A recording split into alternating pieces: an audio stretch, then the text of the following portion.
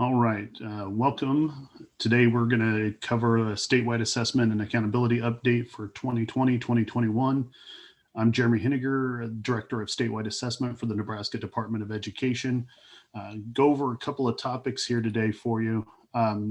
Just really want to provide a couple of clarifications, a couple of reminders, and an update around the following 5 topics before testing window starts next week. First, we'll cover a quick segment on MyACT and NSCAS ACT support. Then we'll talk about expanded testing times for the phase 1 pilot and the science field test. Talk about the iPad functionality. That's just a quick reminder. The big one for today is an update about testing and reporting for the 21 spring administration for the NSCAS field test. Science field test and the phase 1 pilot. And then we're going to talk about just a clarification around the exempt status of students around the phase 1 pilot for this year and for the science field test. Very quickly, MyACT is a new addition this year. ACT is using the MyACT system to register students and then provide results back to students. All students that take the NSCAS ACT need to set up a MyACT account, and this process is much easier if completed before testing. Things to keep in mind, that students will get scores earlier when they have a MyACT account, and there is a monetary value for students if they sign up to have their scores sent to colleges, universities, post-secondary institutions of any kind. They get those for free, up to 4 of those, and so that's a $60 value for students and their families. So it's important that if they take, they can take advantage of that if they want to by getting into their MyACT account and getting that ready to go. If you need any resources, Iris from our office did a workshop and went through that process. For everybody, there's also some troubleshooting guides and other links there for you that might help you in that area. NSCAS ACT support, just remember as we go into testing next week that Iris is always there and will be able to respond to you. Emails might be the best way because she might have a large call volume the next couple of days, but she's there for you. There's also some global office hours ACT is offering. So next week on Monday, if you have questions as you're getting things set up for Tuesday or the upcoming weeks, know that you can get on those global office hours and interact with customer service representatives from ACT. Next, we're going to talk about expanded testing times. We really wanted to provide some more flexibility around testing this year, especially around remote students and bringing those students into school since there's not a remote testing option. This is the window just as you knew it to be. It's the same number of weeks.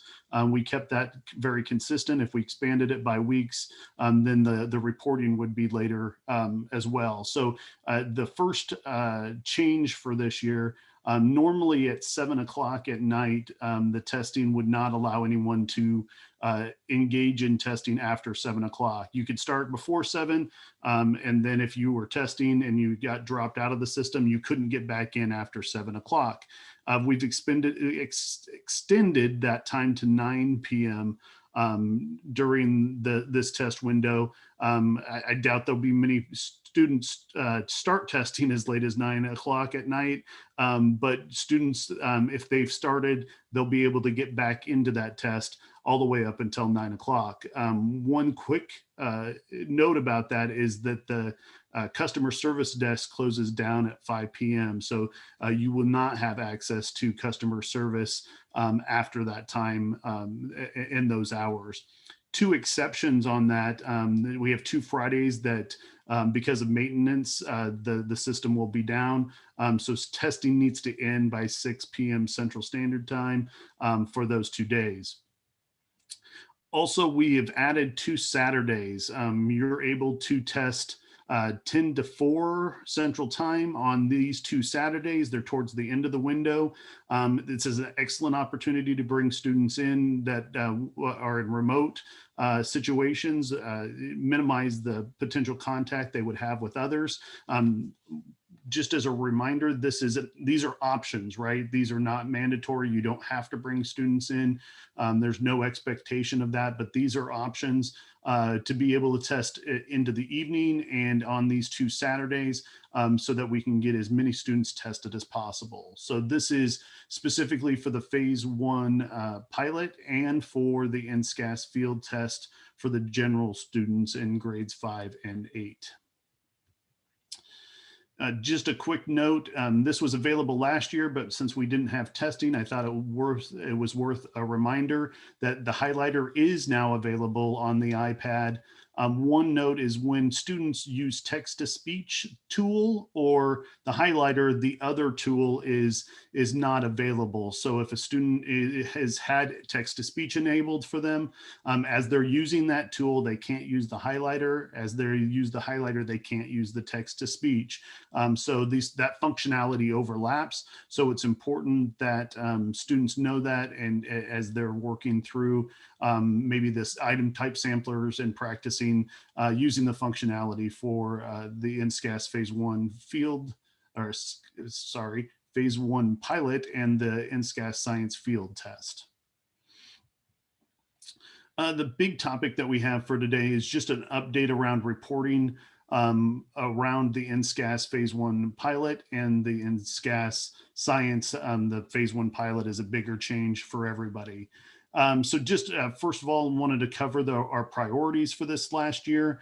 With all the COVID interruptions and everything happening, we really wanted to get districts to focus on existing data and then to inform teaching and to guide teaching and learning as we move forward.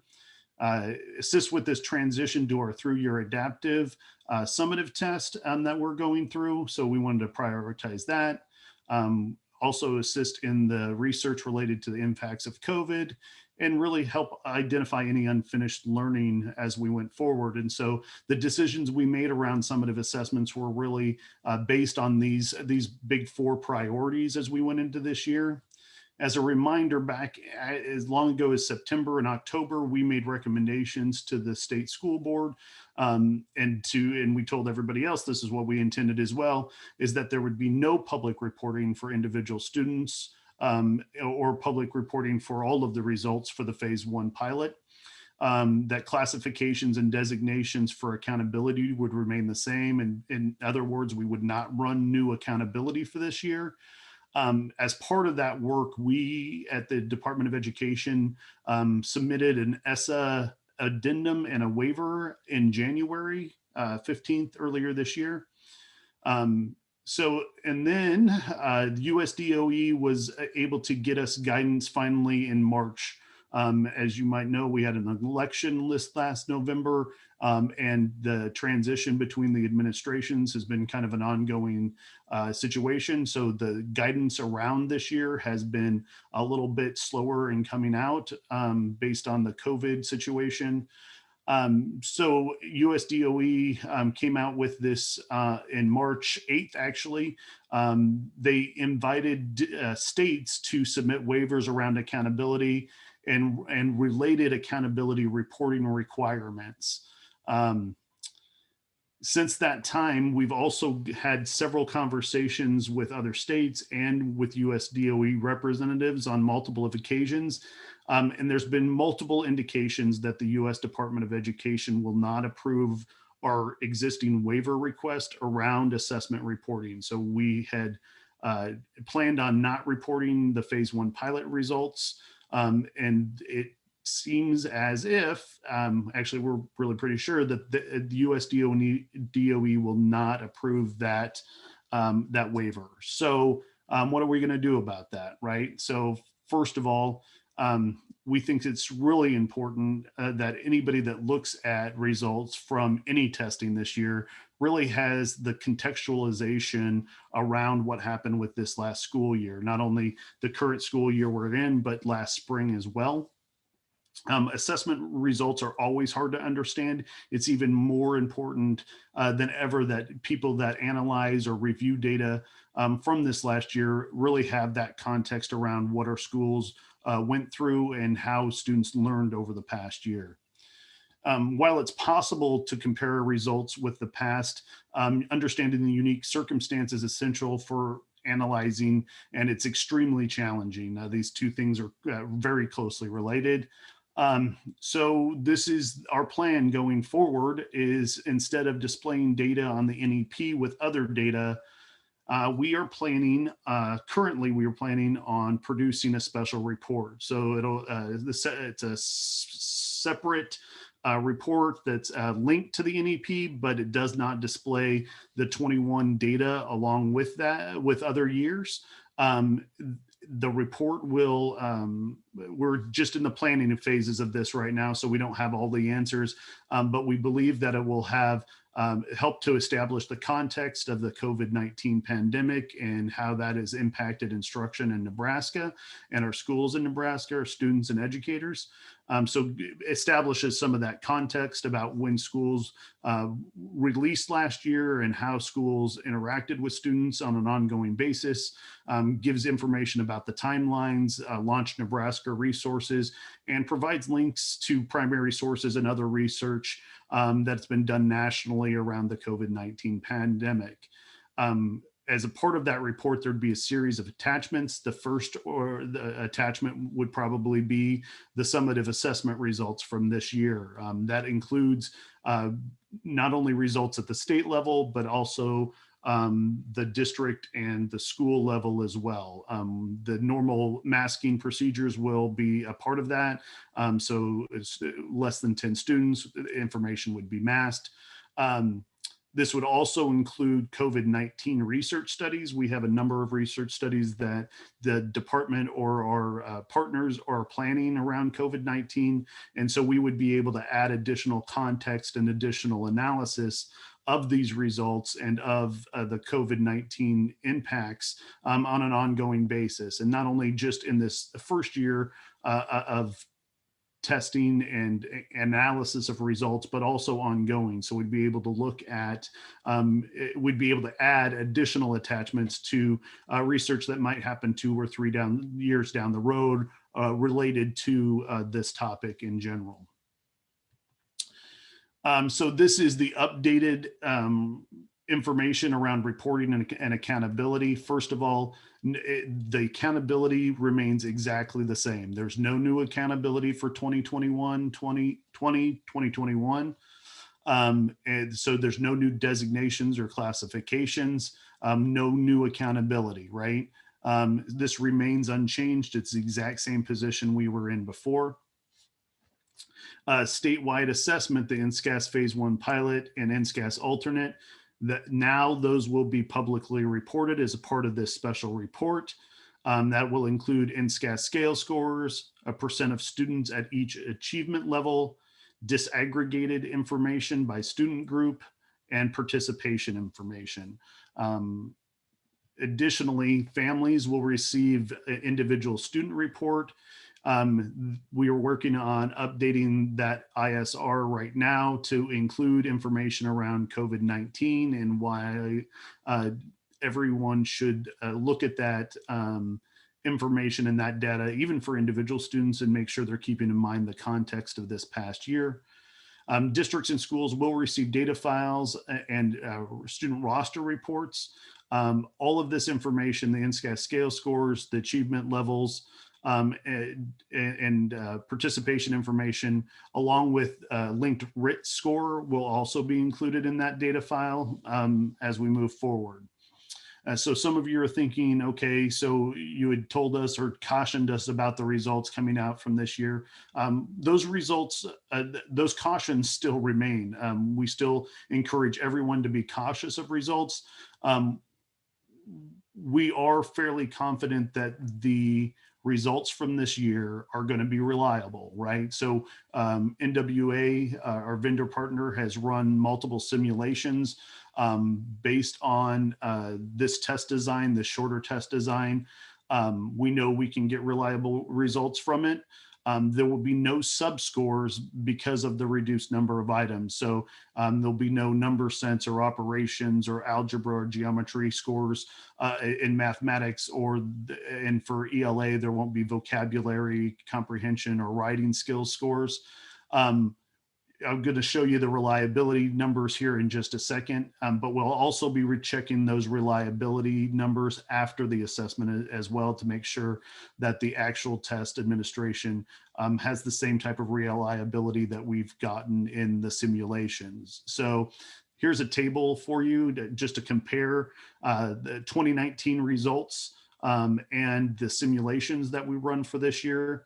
You'll notice the number of items for ELA and for math was consistent for the 2019 test. You'll see the mean standard error there and the reliability all very high, all above 0.90. So our test is very reliable. If you look at the simulations from this last year, or from this year, as we prepare for this upcoming administration, 23 items, we've reduced the length of the test significantly so as to cut down on the amount of time and interruption to learning that's going on. The reliabilities have more variation in them. In general, the math is a slightly higher, has a slightly higher reliability for most of the grades. You'll see a range, but everything you'll see there is well above the 0.80 mark. In general, these are high reliability, highly reliable numbers or results from these tests that you see here. They're not as reliable as this longer test. That's pretty typical. If you reduce the number of items, you reduce the reliability of a test. But we are fairly certain that the scores this year will stand up when compared over time. That being said, like I said, we're going to check that reliability with the actual results when students engage in this test. If there's any reason to think that they're not reliable, we'll make sure that we're clear about that as we move forward. So this is kind of a summative piece just to kind of go over these points again. So this is the NSCAS science field test for both the general and the alternate. Once again, for field testing, there is no public reporting, and so that won't be a part of the special report. The only thing we will report is participation information. So what are the percentage of students that participated or not? In these two field tests, both the general and alternate science field test, there's no ISRs. We don't send information home to parents and families. We also don't share information with schools or districts because this is a field test. As a reminder, field tests are really testing the test and not testing students in a lot of ways. That is different, of course, than the phase 1 pilot, which is slightly different. It is a shorter version of the NSCAS tests.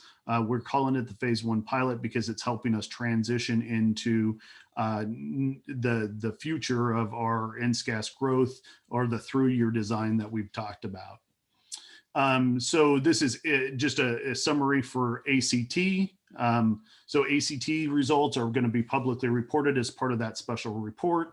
It will include the ACT scale scores that you're used to, percent of students in each academic achievement level, not academic, sorry, achievement level. We'll disaggregate that information by student groups and by participations. As a reminder, families will receive an ISR in the form letter. We talked about that earlier this year, just actually in the last 2 months. So districts will send that form letter home so that families can see how they did on Nebraska expectations specifically around NSCAS ACT. And then ACT will send those individual reports that students typically get from taking the ACT to their homes for the family's use. Districts and schools will receive typical reports from ACT. Talking about ISRs one more time, this is just a summary of all of that. ACT, the district provides that form letter, and then that form letter was detailed in a DAC update from on the 8th of March. NSCAS alternate DRC will provide ISRs to districts, then the districts distribute those ISRs to families. NSCAS phase 1 pilot. So NWA will provide digital files that can be printed or delivered electronically to families, right? So that is different this year because of the late change, right? So this all happened within the month of March that all of this changed. NWA, because of that late notification, will not be able to print and provide those ISRs to district. We know that is additional cost. We apologize for that. But there was really nothing we could do about that, and we need to meet the expectations from the U.S. Department of Education and federal law around this. So districts are going to have to print or provide those electronically for families. Districts will be able to update roster information based on full enrollment. So normally our large schools take advantage of this. As students move throughout grade levels, they change buildings between the spring and the fall. Districts are able to provide an updated information to us so that we can sort those ISRs based on where the students will be in the fall as opposed to where they are in the spring. We will be providing process information about that process and the timeline as soon as possible. But that's something that we've offered in the past and we will continue to offer as we go forward. I wanted to provide clarification because we're getting a lot of questions around this. So the NSCAS phase 1 pilot and science field test, exemptions around paper, pencil, and translations, right? So exempt students that require paper, pencil, large print, braille, or the standard version of a paper pencil test. Students that require any translation, Spanish or other languages, those students are all exempt from testing. There is no paper pencil or online Spanish version. And no distinction between content areas here. So even though the rules are a little bit different for ELA than they are for math or science, students that need a translation would need a translation in a normal year and do not have it are exempt for testing. That being said, and this is true for all students, that NDE encourages districts to consider if a student could participate online, even if they have not in the past, that you should encourage them to do so. Students will not get information, families will not get information unless students take the test online. That being said, there is an alternative. So there is a classroom assessments. They're linked here, and we'll make sure we put this in the email as well. If you want to give students, there are both large print and braille versions and a Spanish version of this test. It's a little bit longer version of the item samplers with a score sheet, a key, so you can score those tests and provide students information back. So this is an alternative to taking the normal assessment, summative assessment this year in this transition year. So those are available. Make sure you know that and provide that information if you have exempt students to the Department of Education, Maggie Sis specifically. Couple of notes about that is the numbers for this of exempt students should be relatively low because of paper, pencil, or translation. And the numbers and the percentages should be fairly similar to 2019. As you can see, I put a couple of the numbers in there. This is approximate number of students statewide that used these versions. Only 12 students needed Braille in 2019, 27 large print, 16 paper Spanish, and about 477 online Spanish. So it's important to note that these numbers are relatively low, and we would expect similar types of numbers for this year. They won't be exact because we have different students testing than we did in 2019. We understand that. NDE will be monitoring and comparing numbers between 2019 and 2021. If your numbers are vastly different, we may reach out to you and ask you why. So be prepared to do that if you have a big increase, especially if you have a big increase in the amount of students that you submit for exemption because of paper pencil, because of lack of paper pencil and translations during the testing this year. I know that was a lot of information very quickly. Once again, about that reporting, we apologize for this late notice. Like we said, USDOE guidance did not change, or we didn't get good guidance around USDOE's expectations until March of this year. We've done our best to get this information out to you as soon as possible. I know that some of you are thinking, well, thanks, Jeremy, for letting us know this the week before testing. Well, the alternative was the week after testing. So I apologize. I know changing things on you last minute is not great, and I wish we could have done this sooner, or if I actually wish we could have stuck to our original plan and not. Anyway, thank you for your time. The good news is I did this in one take. That's what they used to call me back in high school, is one take Henniger. Anyway, if you have questions or need any more clarifications, please let us know. Thanks.